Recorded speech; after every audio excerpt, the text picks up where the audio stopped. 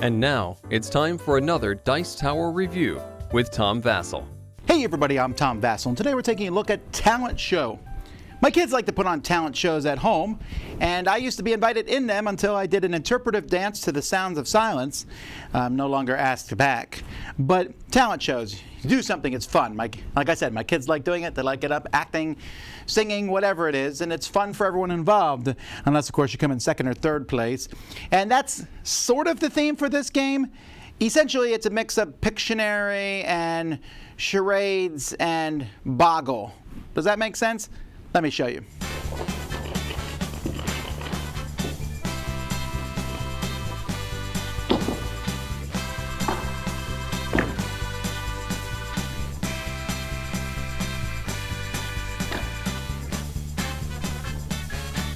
So you can play the game competitively or cooperatively. The way it works is when one person's going to be going, and they're going to be the performer, and if you're playing cooperatively, you will score a certain number of points based on the number of letters you use, and the game will score points for if you do smaller ones. In competitive, if you and the person who guesses the word will be the only people to get points. So essentially it works like this. When it's your turn to perform, you're going to roll these 6 dice. This is going to tell you what you're doing, writing 2 words, drawing a picture, or acting or singing it out. These 4 letters are letters you want to use to make up a word. Now you cannot, this one shows an X through it, which means you can't use A as your first letter. And you want to come up with a word or a letter that, some word that uses all of these. So here I need to act it out, and so I might just act it out, or I might sing, it says I can sing a song, and so I might say, on top of spaghetti, we put a good spice.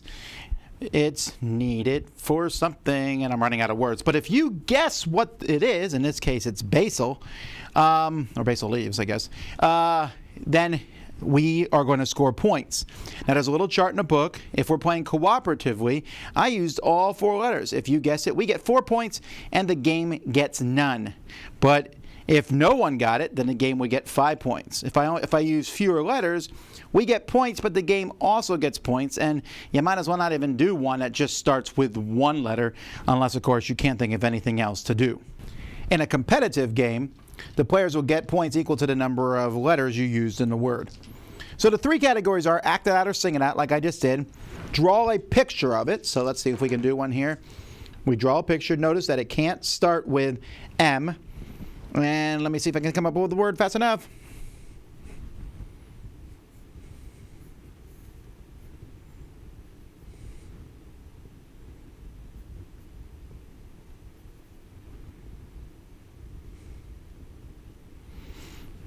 And time is running out, so hopefully you picked the word cab, because for some reason I couldn't think of a word that started with an M.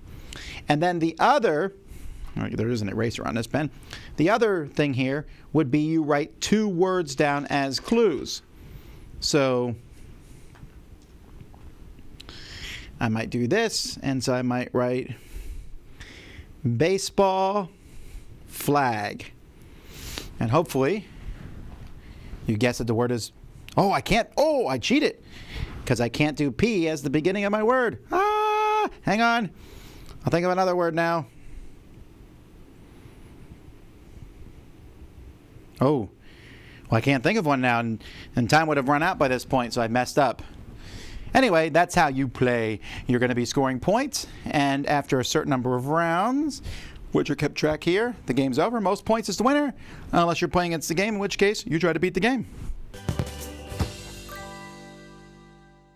All right, we got a small rule book here that folds out, explains the game. It's really not that hard of a game to explain, although I will say this thing here I would have put on a little card that players could have seen.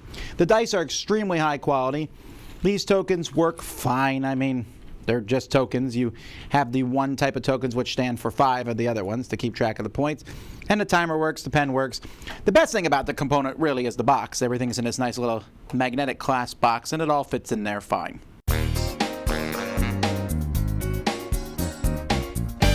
So you can see that I was correct there. That's what it is. It's a mix of other games. It's a mix of Pictionary. It's a mix of you're drawing pictures. It's a mix of, hey, write 2-word clues, or act it out or sing it out, which is weird because singing it seems like you can really kind of riff on how close you can get to cheating. I mean, just say what the word is. And then boggle. See, here's the thing. The boggle is going to make or break the game. You roll those 4 dice, you really want to come up with a word with all 4 letters in, maybe 3 at the least. You can do so, but not always, and some people will really dislike that part of the game.